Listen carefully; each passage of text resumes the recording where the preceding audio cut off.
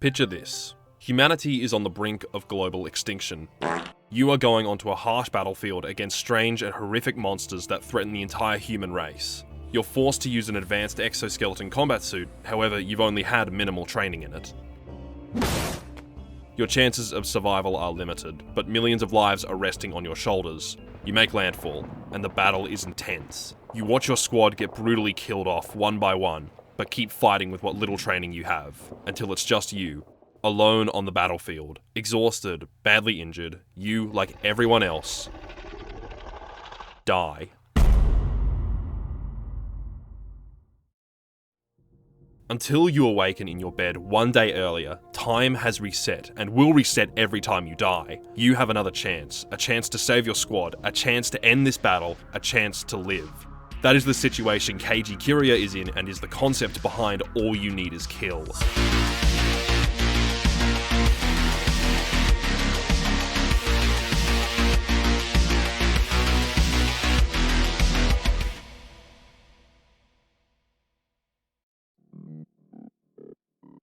Originally a light novel, then having adaptations into a graphic novel, a manga, and even a live-action Hollywood movie, all of which are very good in their own right, sharing the same basic premise, but all having different story beats, giving each adaptation its own unique flair. I'm going to be focusing on the manga in this video because some of the ideas in it I like and the art is just so good, but I should also mention, All You Need Is Kill is a very short story.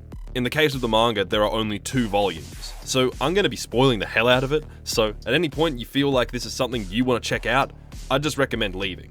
Keiji is a soldier in the newly formed United Defense Force, a combination of all remaining world military powers who've come together to fight as one to preserve what little remains of humanity. Tomorrow is his first battle, and the only thing going through his head is survive. Make it out alive and live on. But sadly for him, that doesn't happen. But then time resets, and after a quick test,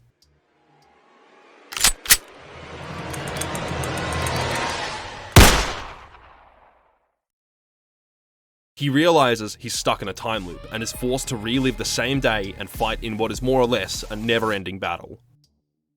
He's basically stuck on a really hard level of a game and is constantly reloading a save.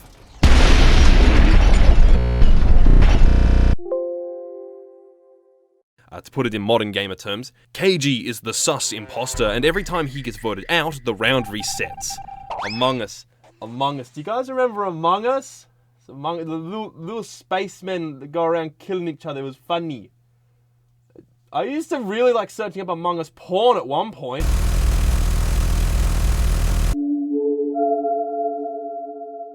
Time resets by a day whenever Keiji dies, and whenever time resets, he can remember everything from all previous loops. However, he is the only one affected by this. Everyone else has no memory of anything that happened. But with this newfound ability, Keiji attempts to save his squad, win the battle, and get out of it alive, as he continuously gets killed over and over in horrifically brutal ways by the mimics. Monstrous creatures that have taken over most of the planet and pushed humanity into a corner, being a strange spherical amalgamation of eyes, flesh, sharp spears, teeth, and javelin-like tentacles which they use to impale and rip apart Keiji and his fellow soldiers.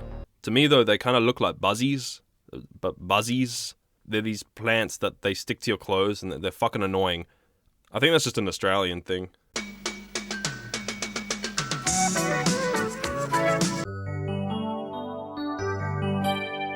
But the mimics don't seem to be affected by the time loop though.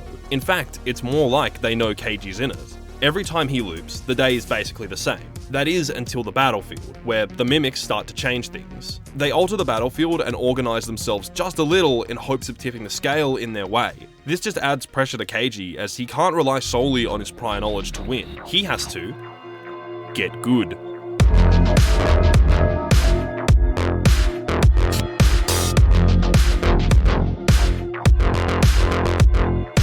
So he starts to train, loop after loop, learning everything he can about his equipment and the resources he has available. He throws aside all self-preservation in the hopes of learning something new that he can use in his next loop, whether that be enemy placements or tactics, or just learning how to use his jacket more efficiently. A standout part of the story for me are the mech combat suits used to fight the mimics called jackets. They're not full-blown giant robots, Gundam or Muv-Luv style. They're a more realistic power armor suit. You are out of uniform, soldier! Where is your power armor?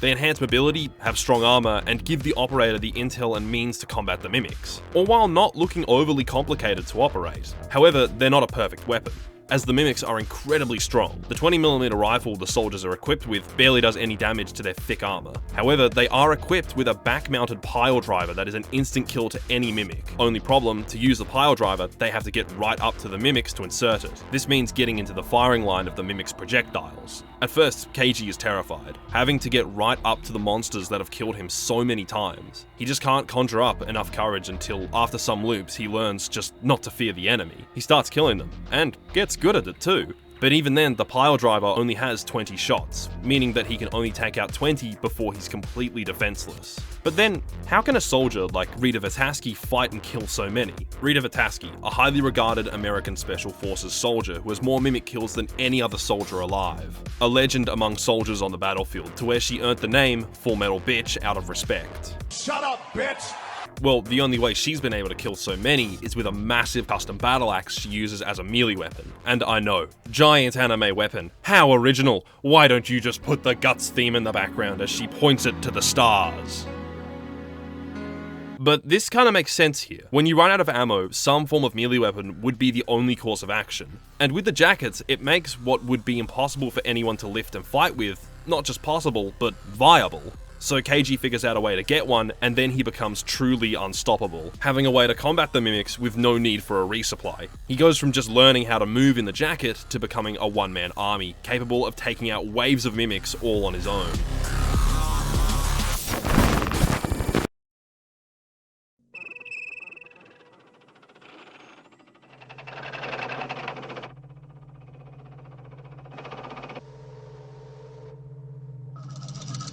And when concerning the mimics, in the light novel they explain that they're bioengineered alien machines that have been sent ahead of the main invading force to wipe out humanity. But in the manga, they don't really ever explain them. It's never said if they're some hive-minded species, a weapon for a greater evil, or some human experiment just gone horribly wrong. The only information we ever get is this one page which shows them taking in seawater and chunks of earth, then regurgitating them back out, in a way to terraform the earth to an environment that suits them, but is just completely toxic to all humans. While vague, this one page's worth of information does paint a much larger picture to the state of the world. This means all the land that we've lost is just completely useless to us now. San Francisco is gone now! That was for the good of all Americans.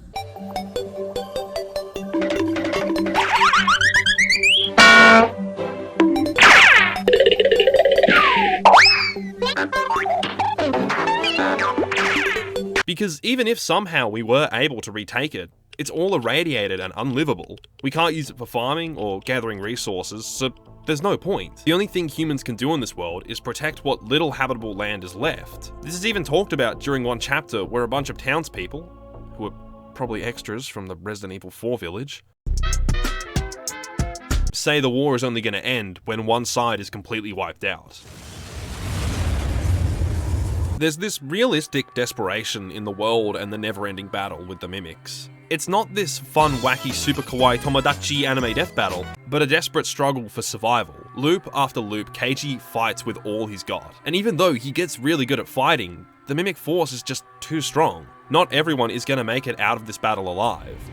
No! So he trains, holding on to that little hope that he can save everyone. But there's something sad and terrifying about being stuck in the loop. The mimics know he's stuck in it, and they don't want him to leave it. During one of Keiji's first loops, the moment he wakes up, he just runs away, to get as far away from the battle as possible in the hopes that he might live beyond this day, only for a mimic to hunt him down and kill him not long after he leaves.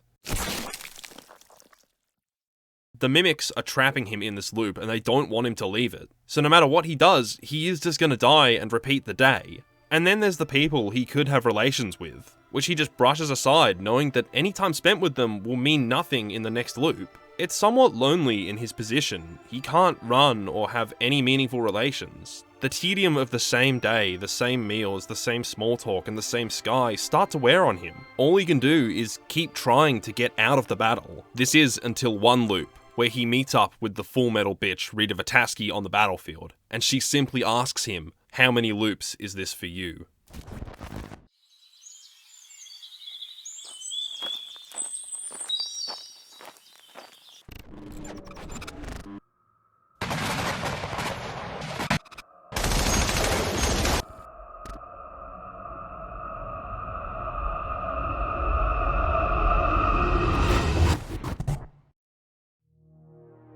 Rita had always been in the background of the story up to this point, not really interacting with it in any real way, but she, much like Keiji, has been in the same situation and just knows how shit life is for him right now. And they both revel in the fact that someone else knows what they're going through. They can relate and understand each other, and the relation they form is sweet, and it's kind of the first real win Keiji gets, instead of it just being, "Where we dropping, boy?"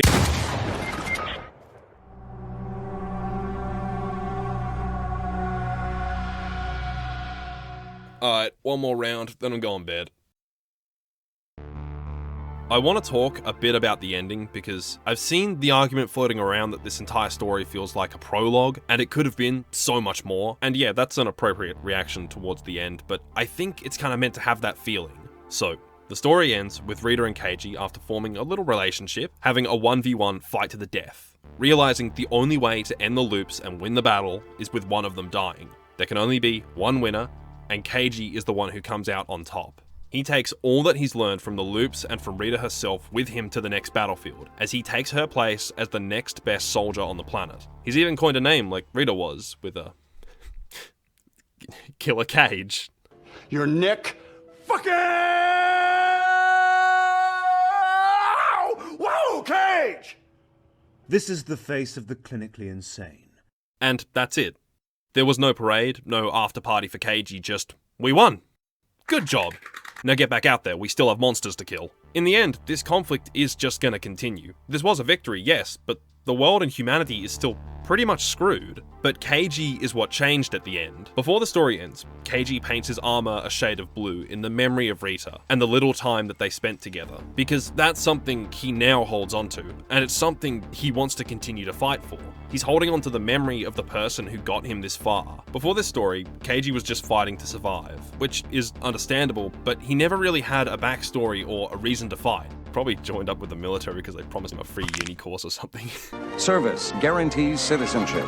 Yet Rita has entire chapters dedicated to her backstory and just understanding her and why she fights. So yeah, I think this story was a prologue for Keiji, or at least his origin story. He fought and survived, and now he's going to continue the fight. But at least now he's holding on to a little more than just wanting to live to see another day. I could easily see him dying in a future battle and retelling this tale to someone else. Oh my god, Killer Cage turns into Nicolas Cage.